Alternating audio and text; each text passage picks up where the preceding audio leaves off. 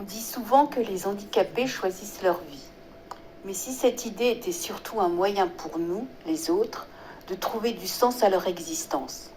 Aujourd'hui, je veux parler de ce qu'on ne voit pas, de ce qu'on ne dit pas. J'ai vu un enfant devenir handicapé après un accident banal. Sa mère l'a fait tomber d'une table allongée. Quel sens y a-t-il à ça? Pour qui? Pourquoi? J'ai vu des enfants attachés parce qu'ils se mordaient les doigts, se frappaient ou couraient sans contrôle, mettant leur vie en danger. D'autres étaient immobilisés car leurs gestes désordonnés les rendaient dangereux pour eux-mêmes ou pour les autres.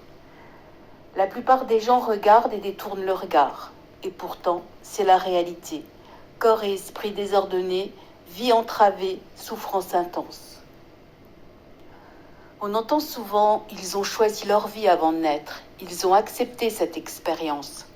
Mais comment croire ça quand un enfant vit dans la douleur, attaché à un lit pour ne pas se mutiler, quand un corps est immobile et qu'aucune compréhension ne peut venir à travers la conscience ou la parole? Certains disent aussi c'est une mission spirituelle pour les parents. Mais quel prix? Fratrie, famille, amis, tout le monde subit cette mission. Alors qui a vraiment choisi quoi? On nous parle de jeunes âmes qui expérimentent par le corps. Alors ces enfants qui refusent le contact physique, qui se battent avec leur corps, sont-ils vraiment tous des vieilles âmes?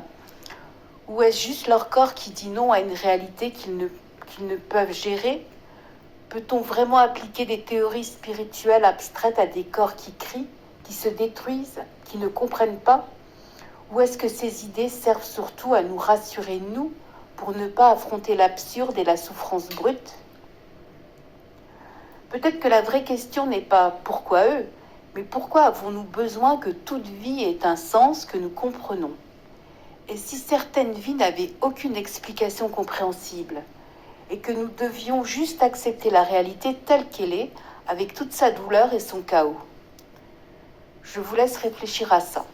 Et dans l'épisode 3, on explorera, sommes-nous capables d'accepter l'absurde sans vouloir le transformer en leçon spirituelle? Merci.